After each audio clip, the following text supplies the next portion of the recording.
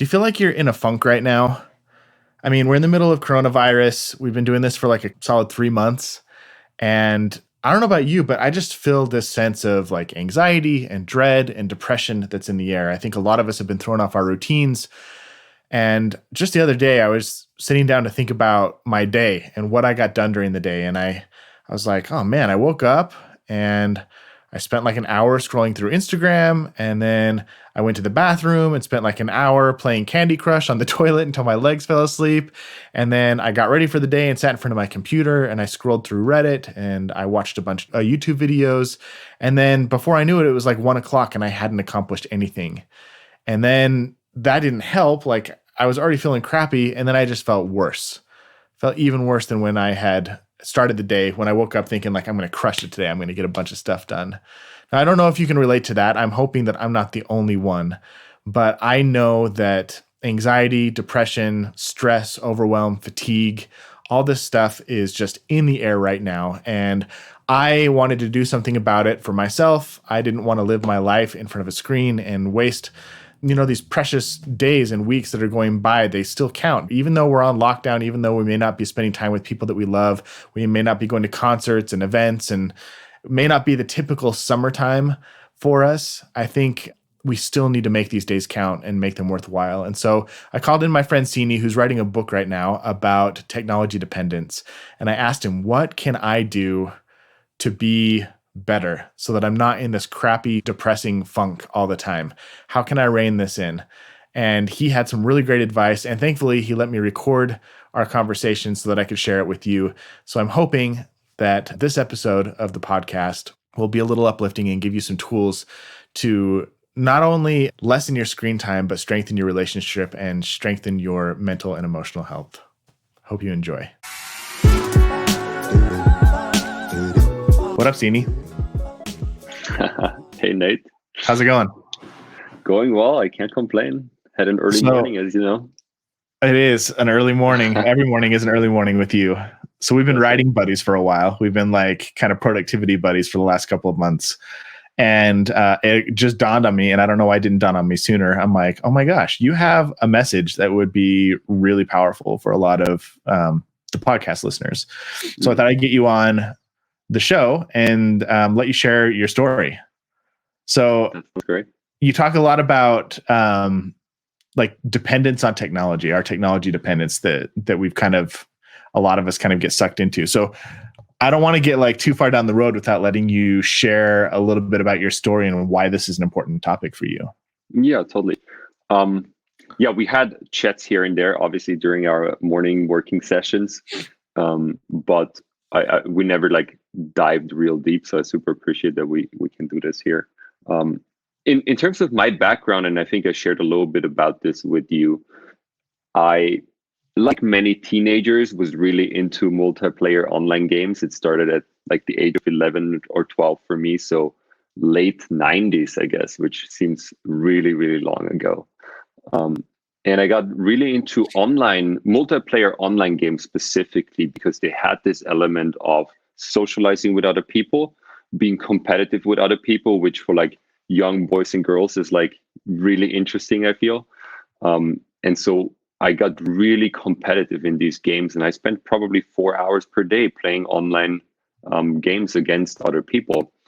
And it kind of turned into this dependency where during school, I was constantly thinking about jumping back on my computer and playing those games. In university, it kind of mellowed down a little bit. I was able to control it a little better, but university for me was like 2005. This is 15 years later. Technology has gotten so much better.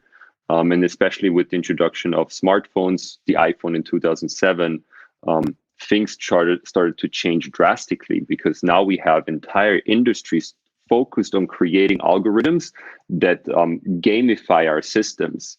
And gamification just means making us dependent and making us wanting to spend more time in the apps that are being created for us. So gamification is just a nice word to say games were so great at addicting us. Why wouldn't we use other apps and design them in similar ways to get us hooked to these apps? So 15 years later, coronavirus hit, and I think a lot of us are experiencing this tech dependency in one way or the other. I was shocked recently when I opened my iPhone and it said you've been on your smartphone for more than 10 hours today. That is very scary. And Whoa. yeah, very scary. But I'm not alone in this because No, you're not. not alone at all.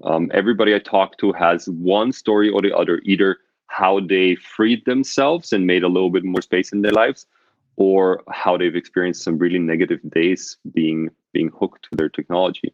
Um, and in terms of data, it's a clear trend for the past 10 years. With every year that has been passing, we are spending more time on our devices. Currently, the average American is spending 11 hours and 30 minutes consuming media, and that involves about 2 hours of radio. But even if you take radio out, it's still 9.5 hours of media consumption every single day through, laptop, iPad, iPhone, Right. whatever people are using. So those are really scary numbers, and these numbers are pre-COVID, end of 2019. So I can't even imagine what they look like right now. And that has actually led me to writing a book, which you are a super support for. The book is called Lit, and it's really on this topic of tech dependency and why it is happening, and then how we can find our way out of it. There's a lot of talk around like establishing new hygienes. I think that's a word that I like to use, because we're so used to having physical appearance hygienes, like showering ourselves every day, Yeah. making Yeah. sure Yeah. that our teeth are brushed, but we don't have hygiene for our internal system that is now being, how can I say that is now being made sweaty and being made dirty by technology every single day, and we have nothing to wash it off. So I talk a lot about techniques and ways of thinking about this like inner hygiene that we now have to start as a society. I love that. I'm excited to pry in and dive a little deeper with you. I Mhm. want to go back though for a minute, and I Yeah. want you to, if you can, share a story of a moment where you're like, okay, this is maybe turning into a problem for me. Like, obviously, I think a lot of people can relate to playing games growing up as a teenager, Right, maybe right, right. after college. But at what point in your life were you like, okay, this is important enough to me, or a big enough problem that I see that I need to like write a book about it and make some changes? Mm. Well, yeah, I appreciate that you are pointing us back to like a story, because it all kind of starts with stories in life. Yeah. There is a specific story I have in mind around when exactly I felt addiction for the first time, or dependency. And there is a story that there's a later story where I felt this need to write a book. And I think the first one happened when I was about 24 years old, 23, 24 years old. I was playing games for 10 plus years at this point. Got really competitive in some, was like world leading in others. Had thoughts about becoming a pro gamer, which 10 years ago or so wasn't really a thing, and now is just common sense, like Super a common. lot. Yeah. Yeah, super common. So there was this moment. I was actually working for in Croatia for a short period of time. It was one of the most fun periods of time in my life. I spent about 4 months, 4 to 6 months in Croatia, working in a company that does like food processing. So like corn, wheat. They had a lot of meat production, eggs, milk, all the kind of basics that you need Yeah. to make food. And I worked there as a purchasing manager. So I was basically just driving around from one farm to the other in rural Croatia, like 300 miles away from the sea, right? So it was really rural, super hot every day. And I was just chatting with farmers all day long, basically, about their lives and how much they're willing to sell me their wheat for, right? And at that point in my life, I was working for about like 8 hours per day. It wasn't a super stressful life. It was actually a lot of eating food with farmers that was involved. But at night, every time I was at home, I went back to playing my games.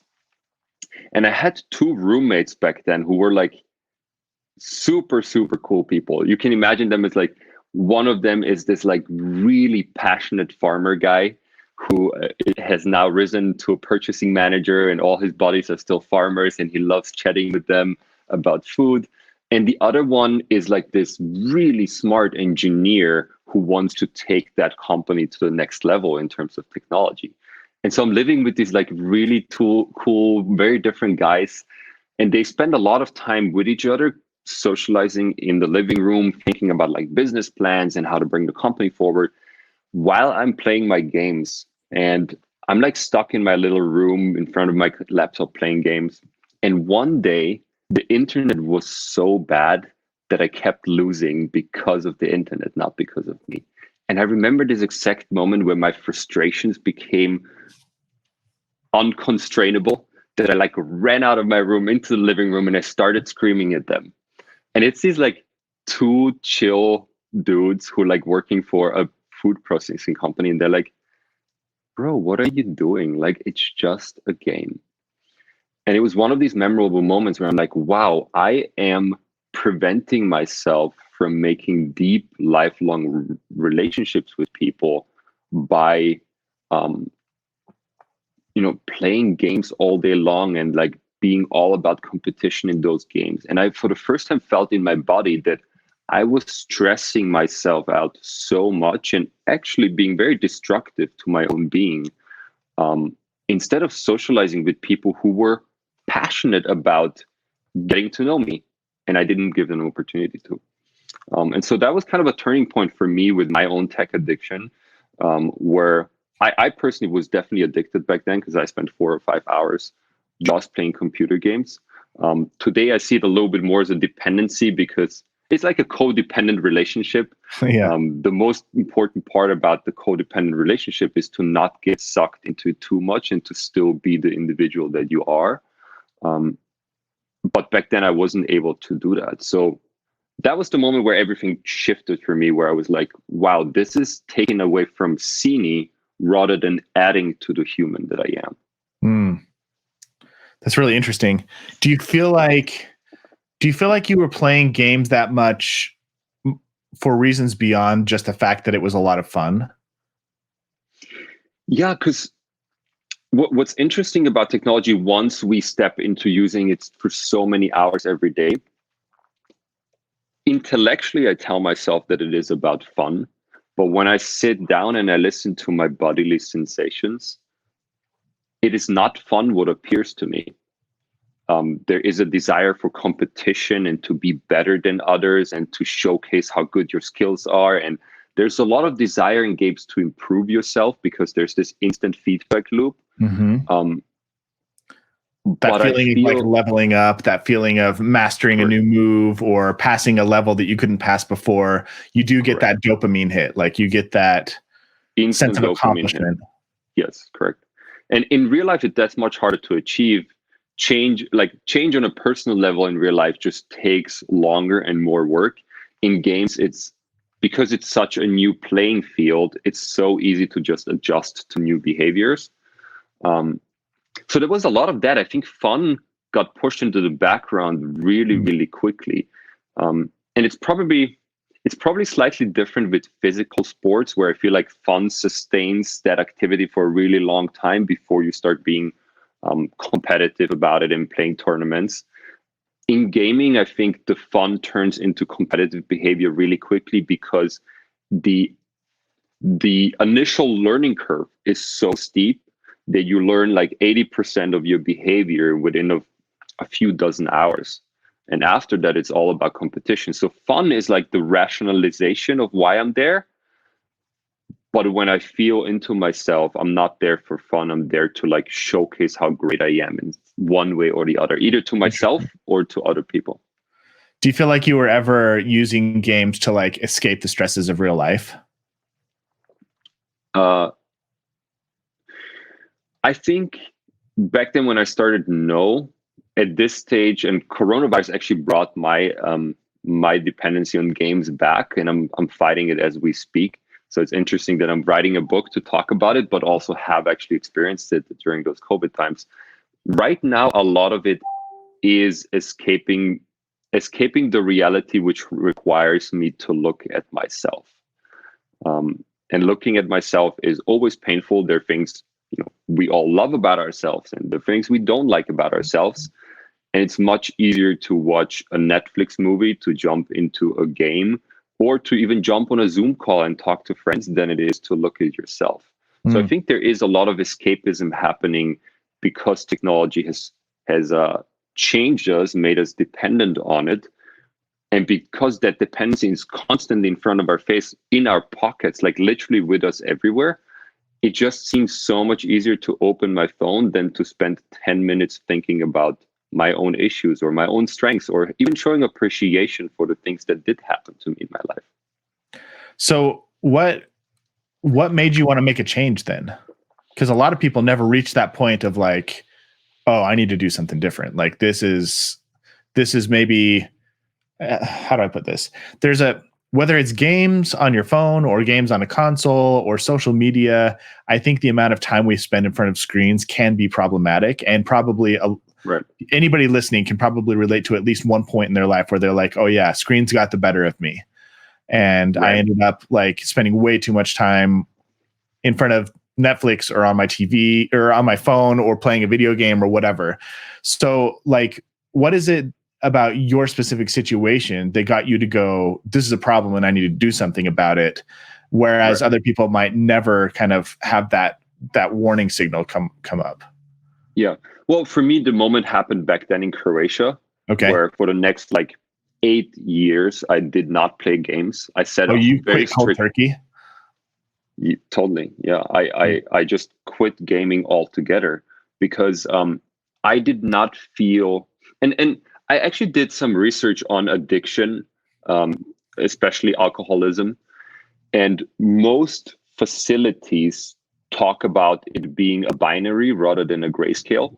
Right. And that's actually different than how we're thinking about most things in our life. Like when we think about relationships, there is this like very binary single versus married, but we all know that in between there is a grayscale of ways of behaving to with each other. And even once you're married, there's like a grayscale of how you can structure marriage as a concept.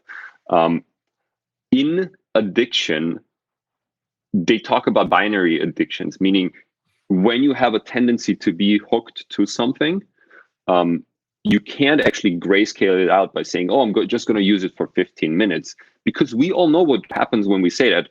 When we enter Instagram and we're like, oh, I'm just going to look at a couple of pictures, and then half an hour later, we're still stuck in it. It makes it really, really hard to control ourselves. So I've realized that back in Croatia and just quit gaming for 8 years altogether. Because it didn't work out with the way that I wanted to live my life.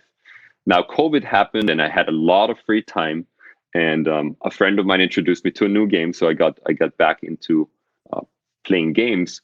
But I think it's important to realize for people that like this binary way of handling it does exist, and it actually works really, really well. However, technology is not that way. We can't just give up on our smartphones. And I know you've been thinking about it and talking to your wife about it. Yeah, it's been a conversation we've been having. Right. The downsides are really extreme in this modern society, like not being able to navigate yourself to a new place you've never been before, not being able to quickly look up something on the internet, which we do probably like 50 times a day. Or even just like forcing your friends to communicate with you in a different way. Like if you go to a dumb phone, which we've been talking about doing, it's like, oh, now group texting is weird, or sending somebody a link to something. They can't send links to us or images. So it's like also puts pressure and stress on other people because they can't communicate with you the way they had been. Totally. Yeah. And I guess what led me to thinking about this more was 2019. It was a really rough year for myself. I had a lot of depressing thoughts, and probably you could call it a depression that I experienced in 2019. I was working at Apple in their headquarters in Cupertino. Had an awesome job as a program manager for like new product introductions. So I worked on mostly Mac products to kind of bring new Mac products to the market, whether that's laptops or desktops. And my day was basically structured where I woke up at like 6:15 in the morning, took a bus at 6:45, got into the office at 8 a.m., was there until like 5:30, then took a bus back. So I was back home at like 7. And in between 6:30 and 7:30, I was on my devices constantly, either for work or distracting myself from work. Yeah. Everything happened on those devices. That was 12 hours continuously. And end of 2019, I was just like, I am not feeling good about myself because all I do is stare on these black screens. And so I quit my job end of 2019, not because I didn't like the company or didn't like my colleagues or didn't like work. I didn't like myself as the person I was in that role of being constantly within of technology. And so end of 2019, I decided to quit my job. I had no plans on what to do thereafter, but I knew I had to like drastically change the way I was thinking about my life. And I did it. I took a really extreme move to show myself what life would look outside of current society's constraints. And I actually moved into a van that was September 2019. I moved into a van and lived out of a van for like a quarter to experience what life without a house, without the stability that tech gives us and that housing gives us would look like. And it made me realize that, first of all, I need housing super badly. Not having a home is really, really tough. So I live in like the tiny home movement is not for you. The little mobile living on. Yeah, I don't know if I could do tiny homes. I'm also a really tall dude, so it's hard. How tall are you? I've never met you in person. Right, I'm 6'4", so you're enormous. Yeah, so it's hard to have like a ceiling Sleep in the back of a van. Not easy. not easy.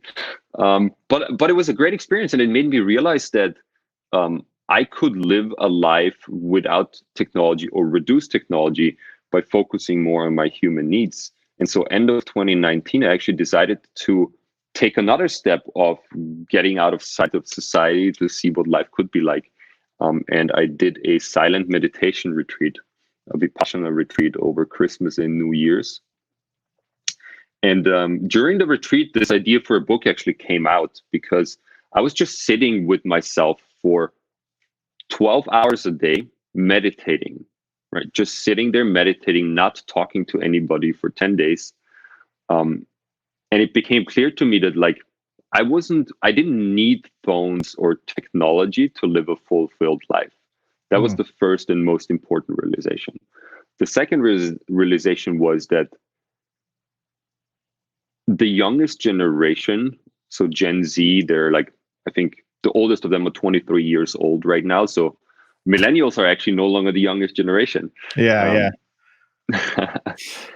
And I realized that they're actually the first generation that didn't even experience any different way of living. Like I remember doing a lot of sports and being outside still besides playing computer games.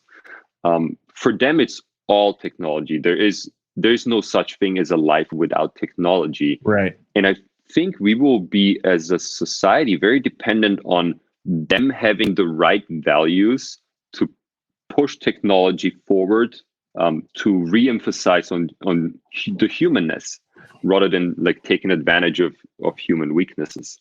So this idea then came up that I wanted to talk to them about how technology is actually influencing them, why it is making them dependent, what the incentives are behind the dependency, and then give them some tools to find ways out of it. That's brilliant. So you want to talk to a generation. I want to see if you could zoom in a little bit and take a more specific look. And I just love to hear your thoughts about this. What would you say to like people in a relationship right now? Like if I get that there's values that you want to communicate to an entire generation, but if you could speak to like one couple right now and have a conversation about, hey, this is how you should maybe start thinking about technology differently, or how these are things you should be aware of, or these are some warnings that I could send you. What would you say? Right. Well, I would first want to talk about the why this is all happening. And I think for couples specifically, there is this idea of connecting more online, but disconnecting to the relationship. And I think it's happening because of multiple reasons. First one is the overwhelming amount of choice that we have online, not only with the pages that we can visit, but also the things that we can buy instantly, gives us a constant decision-making anxiety. We're overwhelmed by choice, and so we're downgraded in our ability to actually make decisions. That's the first topic, overwhelming choice. Second one is the convenience is driving us into behaviors that are detrimental to our relationship, because we're focusing on these current moment desires, current moment needs, that drive us into, binge watching Netflix or scrolling the internet for an extended period of time. But relationships are actually, if when I think about my relationship, it's all about the future promise of us and who we can be together and what we can do together and where we can go together and what we can create together in future. And technology is actually this algorithm that refocuses us into the moment without actually being in it. Because when you're very in the moment, you are aware of your feelings, desires, and sensations. But when you're in the moment through technology, you're actually disassociated from those feelings. You are in a flow that is not considering the feelings and sensations of your body. So it feels great because flow state feels great. But then you come out of that flow state and your body is like, oh, this didn't feel good to me. I have more anxiety now. I have higher levels of stress now. And you just actually disregarded me for this entire time you were in flow. Yeah. I found something really interesting with myself lately that I feel like you're hitting on really hard is like, I'll be exhausted.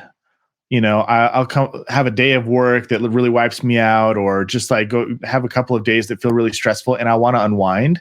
And sometimes what I do to unwind is I sit down and I'll scroll on Reddit, or I'll watch a show on Netflix.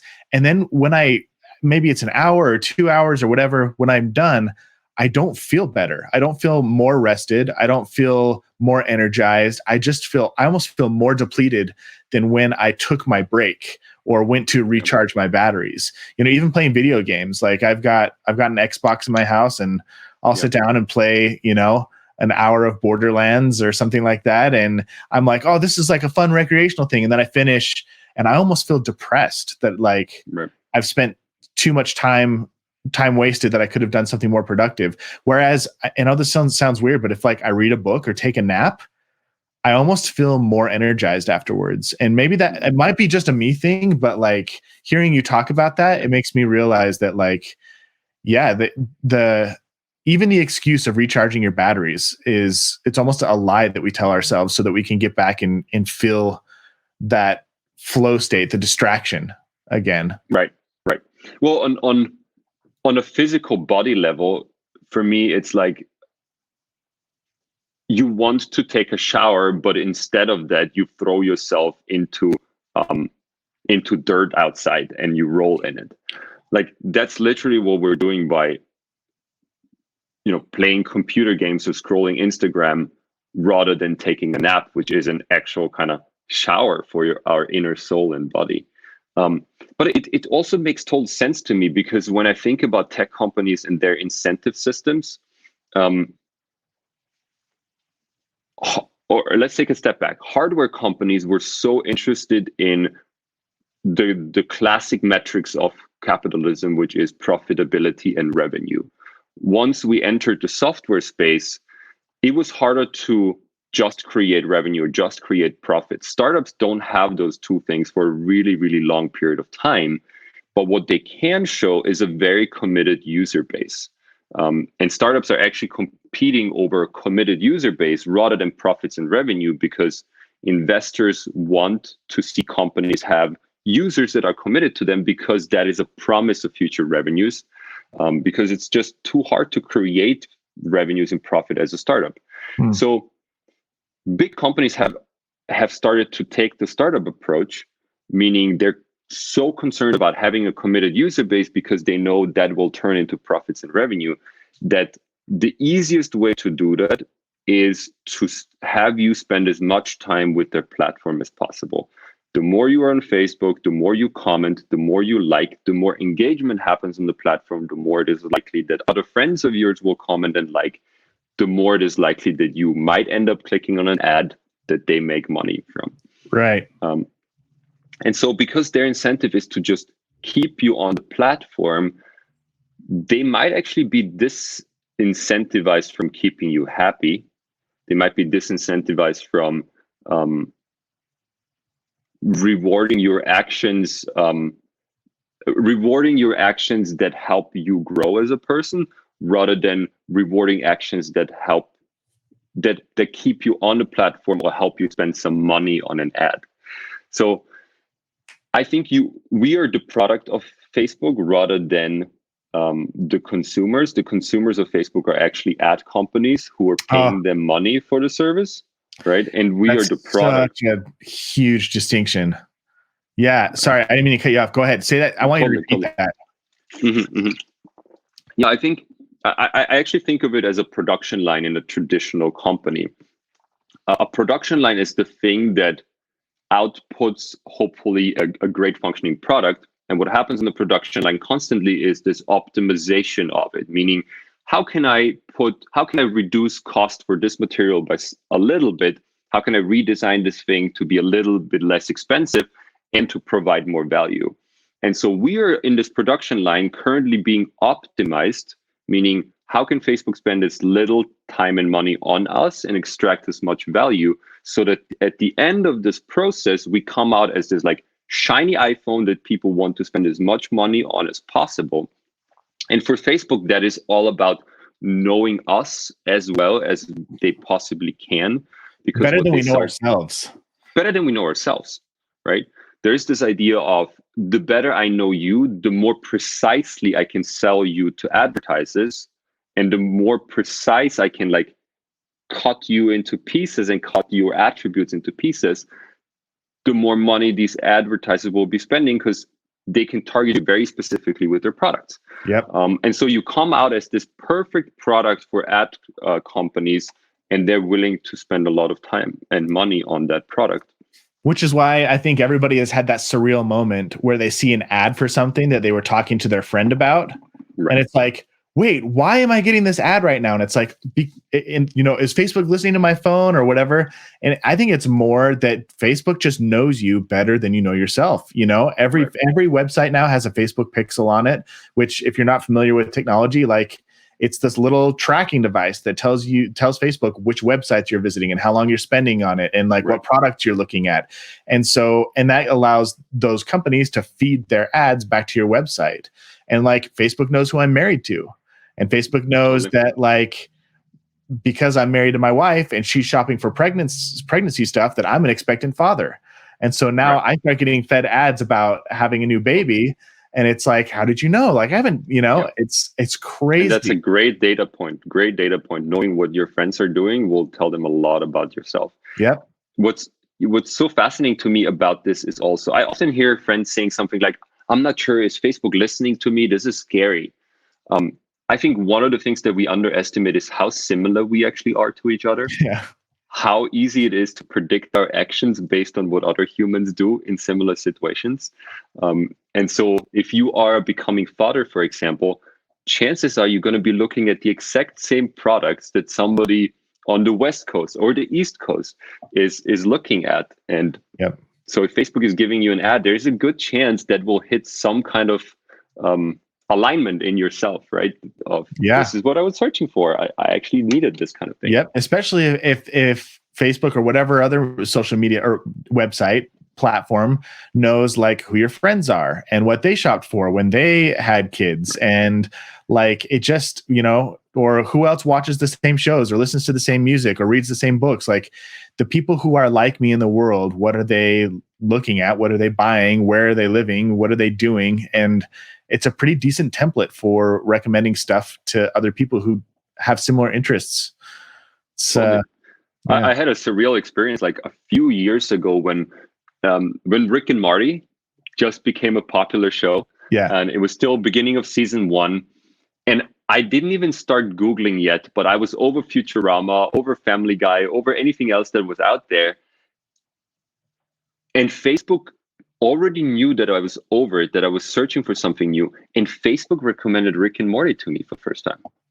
And So I you're like, clicked on an ad, and it was like the 3rd episode was out of season 1. And I was just blown away by how amazing it was. And I didn't even search for it yet. They it's just like knew that recommended to you. it was recommended to me based on my like probably decreased watch rate I for know who Futurama. you are. I Right. know you will like this. Yeah, totally. Creepy. And that was a surreal moment for me because that's my favorite show right now. And it was recommended to me by a Facebook ad. That's crazy.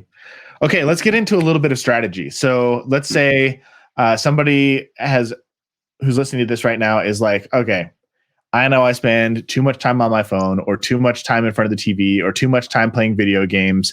I want to scale back, but it's hard and I don't know how. And like, I know I want to prioritize my relationships, but what do I do? Yep. What do you have any specific like actionable takeaways that people could do right now to help them dial back a little bit? Yeah. Well, there's a book that I can recommend which has a list of very specific actions you can take. It's by Nir Eyal. It's called Indistractable. Just came out end of last year. So for very concrete examples of what can I do, that is a great book to read. And it has an endless array of examples. And it has a whole chapter actually dedicated to marriage. Oh, wow. And what you can do in marriage. So that might be actually very Indistractable by Nir Eyal. He wrote the book Hooked in 2014, which is it's kind of funny because he kind of created a problem that he's now trying to solve. And the book Hooked, I saw it in offices at Apple, at Google. It's a very famous book in Silicon Valley that a lot of designers and engineers actually used to create their products by. And I'm very happy that end of last year, he came up with Indistractable to focus on the other side of the equation, which is, well, now we have all these people who are spending all their lives on platforms. Was that the right swing of the pendulum, or do we need to come back to some middle ground? So I can definitely recommend that for very specific action items. In my book, I talk about 2 concepts that I think are very helpful to people. One of them is there's this idea of current self versus future self. Technology is refocusing our attention into the very current moment, meaning it takes advantage of human desires that we have. That might be hunger, that might be the need for love. Those are all things that come up in this very moment.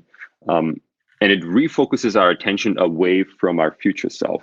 The best example I can give for this is Netflix was most people still know this, but Netflix was a DVD delivery company in their early days, meaning you chose a title that you wanted to watch. 2 to 4 days later, it showed up in your mail. You watched it and then send it back. And there's an interesting analysis that looks at people who were customers back then and looks at people who were continue to be customers once it became a streaming platform.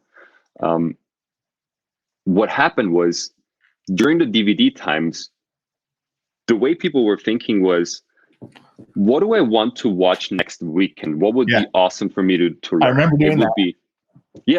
It would be like documentaries or big ticket movies, like really well produced movies. Because you want to spend time with quality content when you order for your future self. Now, and this goes back to what you were just saying before, when you're just tired and exhausted, you go on Netflix and you watch a trashy show that doesn't require you to turn on your brain. Yeah. Right. Yeah. And so we have a lot of dating shows on Netflix right now. We have a lot of like not very smart or well-produced content. Yeah. And that's because our attention shifted from satisfying the future human we want to be to the current version that we have to be, if that makes sense. And that's an unfortunate thing that happened all throughout technology. Amazon is another example of that, where because I can now get things delivered within of 2 hours, I might just buy an ice cream maker because I want ice cream in this very moment. Right. But when it required me to drive to Home Depot and to build that myself, or to wait for 4 weeks for it to be delivered from China, I better make sure it's an order that will satisfy me for a longer period of time. So tech refocuses our attention to these like current human weaknesses, so to speak. And I think once we're aware of that, we can always ask ourselves the question: is this something that I can look back to and be proud of? Because at the end of it, let's say we're in 2030. Are you going to look back to 2020 and say, oh yeah, I did some things that I'm really, really proud of and I'm happy I did them? Or will you say, well, that was kind of a lost year because of COVID, so I just spent time scrolling Instagram? So that's the first big concept. The other big concept is around present moment awareness. And I think that's actually the main thing that I talk about in the book, and have concrete examples of how to deal with it in the book.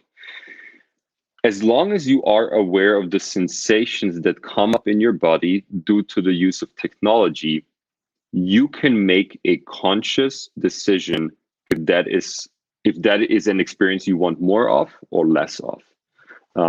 Instagram for me, it was one of those examples where I used it for about 6 months, and every time I came off of it, I had this this real low afterwards. I was questioning myself, what I'm doing with my life. And it was only for a few minutes until I jumped into the next thing that distracted me. But during that period of time, I felt like my happiness was downgraded, my self-worth was downgraded, my anxiety levels were upgraded. And that was all a felt experience in my body, because in the end, feelings are just information that needs to be acted upon. Right? It's just information waiting to be used. And our body gives us a lot of information. So as long as we're aware of that information that our body sends us, we can act upon it. And I'm not saying that all bad feelings are to be avoided. Not at all. They're information that needs to be acted upon. So even if their negative feelings come up, our body is just telling us, hey, there is something here you should look deeper into. And instead of looking deeper into it, we just kind of use the next best available technology to mask it. So instead of draining the swamp, we're just filling the swamp constantly. Right.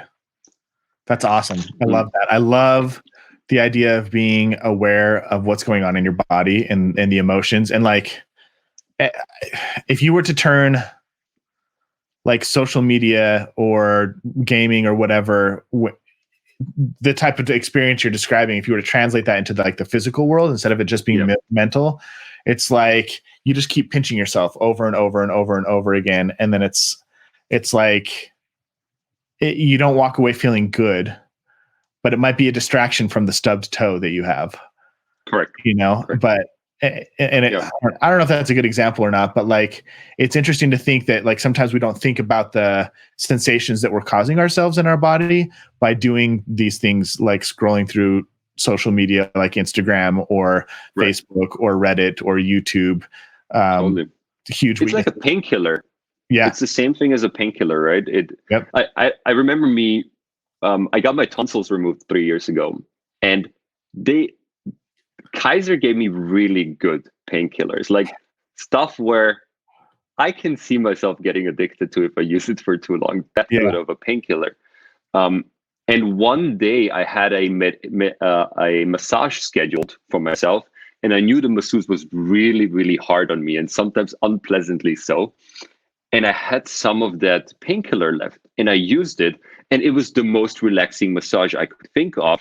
And later, though, once I got out of it, I was like, wow, I just wasted $100 on a massage that I didn't even experience because I was numb throughout of it.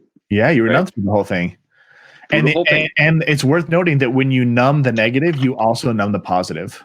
Correct. You can't selectively numb emotions. You either numb them all or you don't numb them.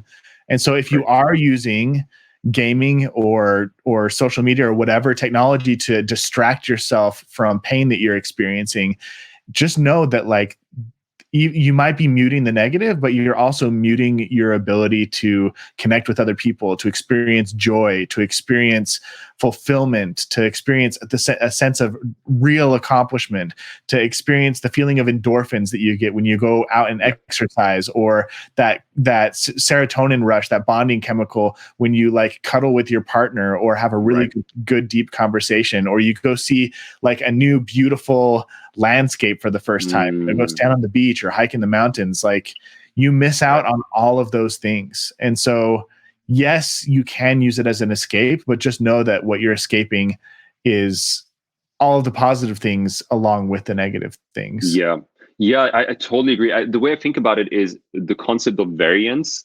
Variance shows up on both sides. All you can decide in life is how big of variance do you want in your life. Some people are comfortable with a more narrow variance, and other people want to experience more positivity. But more positivity is just the capability for love also correlates with your capability to hate. The capability of feeling anxiety correlates with your capability to feel excitement.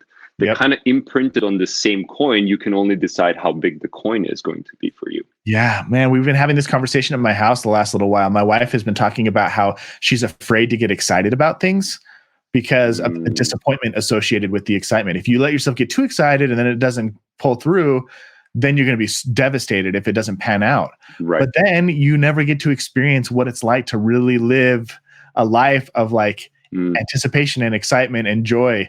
Like, you're always living a more muted version of that. That's really interesting. Totally. And I think life, what is life is also one of those questions that I'm kind of diving deep into my book. And variance is an interesting concept, because let's assume the variance was zero. There were literally no up and downs. Then life is just basically a flat line throughout time. That's not a life worth living. No. That's like, not even plants go through a life like that. Plants go through a big growth cycle and they experience a lot of variance. Like, as a human, I think life is about the variance. It's really important for you to understand yourself well enough to say, this is how much variance I can deal with as a human. If it goes beyond that, I can't cope with my own emotions. Some people can have a really wide variance and they live extreme lives of ups and downs and they're super okay with it. And I admire that. I wish I'm going to get there one day. But knowing your own variance and what you can deal with is actually really crucial in also finding the right partner. Because if you have very different variances between you and your partner, one of those two people will be in an uncomfortable zone for longer than they can cope with. And discomfort is just part of learning. We all need discomfort in order to grow. But when a too big percentage of your time is spent in discomfort, that's very depressing, and it doesn't encourage you to grow further. It actually encourages you to stay put. Right. So last question I have for you is, what is like the action item that you want people who might be nodding their head right now? What do you want them to do? I mean, obviously get your book when it comes out, but like, what's something that they can do today to maybe help them stop numbing or stop running away or live in the present in their body? Yep. I'm going to give you a general answer and a very specific one. Great. The general answer is meditation is the equivalent of a daily shower. If you like to keep your physical body clean, meditation is the shower for your inner soul. However you want to dive into it. I've got my meditation pillow right there. There you go. I'm going to use it today. Over you. So that's the general concept. I think it calms your mind. It reduces thoughts of anxiety. It reduces the amount that your monkey brain is like taking advantage of you or guiding you through life. I think it's kind of a core that we need to establish in society that is equivalent to brushing your teeth or taking the daily shower. Like, you wouldn't show up to your parents' house not having showered for a week, but you do show up to your parents' house maybe not having meditated for a week. And so you're more reactive to the things that they say. And parents bring a lot of triggers in general, so we shouldn't be in our worst mind space when we see them. So that's the general answer. The specific answer, the my personal answer to this issue is rituals. I have figured out that I cannot control my desires in the very moment. That means that I have to establish practices which will help me become the person I want to be. We talked about it shortly, but depression rates have been increasing in the US for the past 10 years, especially among young adults. 2 out of 3 teens say that depression is the biggest issue of their generation. So this is a huge topic, and depression actually in our society doesn't come from us living bad lives, because from a monetary perspective, we're better off than ever before. From a connectedness perspective, we're better off. From a health perspective, we're in a really, really good shape. Depression comes from us not becoming the person we want to be or we expect ourselves to be. Unfulfilled and potential. When unfulfilled potential and technology, because it has this focus on the very present moment, it keeps you in a loop of satisfying the things you need to satisfy right now. And then you look back and you're like, oh shit, I had all these dreams in 2019 for 2020. None of them are fulfilled. That sucks. Another year passes, a decade passes, and you still haven't done most of the things that you were dreaming of because you're stuck in the moment. That is where depression comes from. That is where long-term depression comes from our unfulfilled potential that we consciously are aware of, and we cannot blame it on other people. That's the worst part. That's I think the kicker, because it's one thing to have unfulfilled potential because you were in an accident or circumstances outside your control. But when you look back and you realize that the only reason that you are not living your potential and that you didn't hit your goals is because you were busy going like this. You did it to yourself. That is like the most devastating thing, is to realize that you betrayed your future self. Yeah. And in your context, you betrayed yourself, you betrayed your partner, you betrayed your children. That's tough. Yeah, that's a hard truth to face in the mirror. Like it would be hard to look at yourself in the mirror and admit that was just the reality. That's it's hard enough for us to wake up and be like, I didn't go to university here or did this course there or tried to get this job of my dreams because I didn't have enough money or I didn't have enough time to spend or my parents needed more attention. But when it's literally you being on your phone doing this, and that is the reason why you didn't apply to that job, that's hard to deal with. That is a hard thing to deal with. That's really hard to deal with. So my answer to this has been that I need to establish something in my daily life. And, you are part of the solution for me. Establish something in my daily life that is constantly working towards future me. So I have a lot of rituals in my life. One ritual is writing with you every day for an hour, because I know during that hour, I will pay less attention to what I need as like a downgraded human, but more what I need as the upgraded human that I want to be in future. And I know I want to publish this book. So every day I make some progress towards this book because there is a dedicated times given to that. And I have a ritual around it. I wake up at the same time every morning. I eat the same breakfast every morning. And then we start writing. That's part of my rituals. And rituals can be anything. I don't necessarily like to prescribe them to people because I think they're so personal. Right.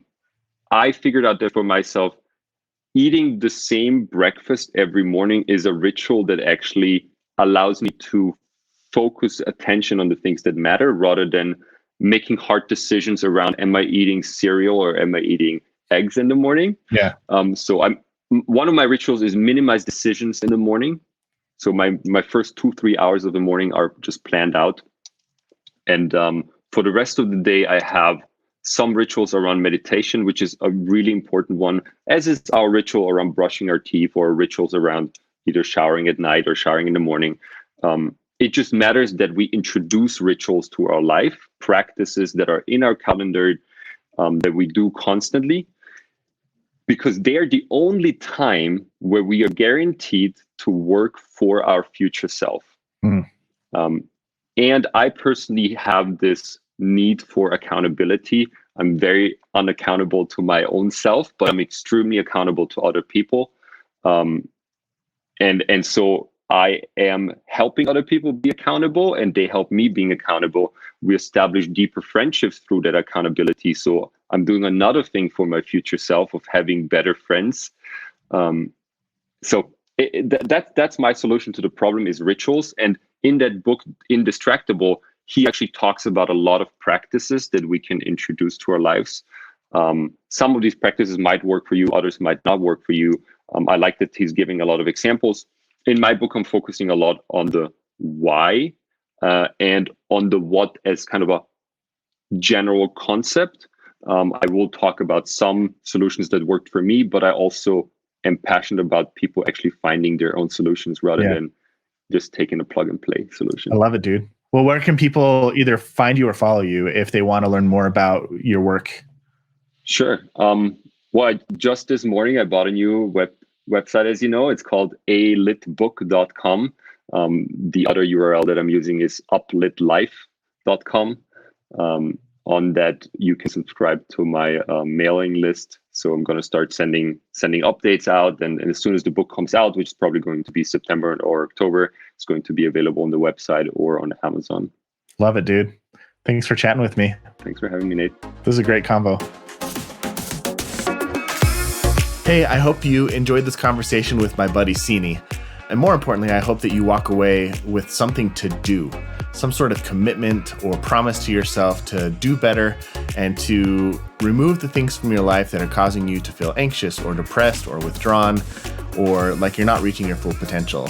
If you want to learn more about Sini and his book, you can go to alitbook.com and you can join his email list and learn more about when the book's going to come out and more about what he stands for and what he's up to. He's a great guy, and I'd love it if you'd support him. Now, before I go, I want to tell you about something really cool and really important that I've been working on. So during this whole COVID crisis, I've noticed a lot of people have needed some extra support and that a lot of people are financially strapped. I've done 3 rounds of the Epic Wives experiment now, and we have had nearly 1,000 women go through it. And one of the problems they have, or not problems, but one of the things that they constantly bring up to me is, hey, we want to keep going. Like, this thing only lasts a month. It's really great, but we want more.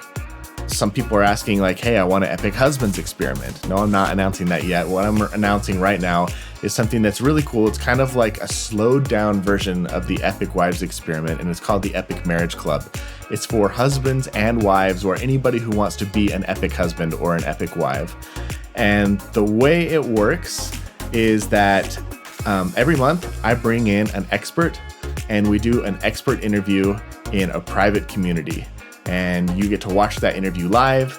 You even can submit questions to be asked to our expert and engage in that live interview, which is really cool. And then throughout the rest of the month, I give you 1 experiment per week. Experiments are basically opportunities for you to take what you've learned and put it into action so you can see results. Because if there's one thing that we know, the only way you get results is by taking action. On top of that, I'm going to be throwing in some coaching calls and some other really cool resources as well. And the cost is super affordable. It's like the price of 1 movie ticket per month, or for the entire year, it's about the cost of 1 therapy session. So I wanted to find a way to provide people with access to the most ridiculously amazing people in the marriage space. Like what Michael Jordan is to basketball, these people are to the marriage industry. And I wanted to bring them to you where normally they would cost hundreds or even thousands of dollars to get access to them for like just a couple bucks. And I'm really excited to make that happen. So if you go to epicmarriageclub.com, you can get more details and sign up today. I hope you join. And I hope that you get to be part of this awesome ongoing community where we are committed to strengthening and improving our marriages. I'll see you there.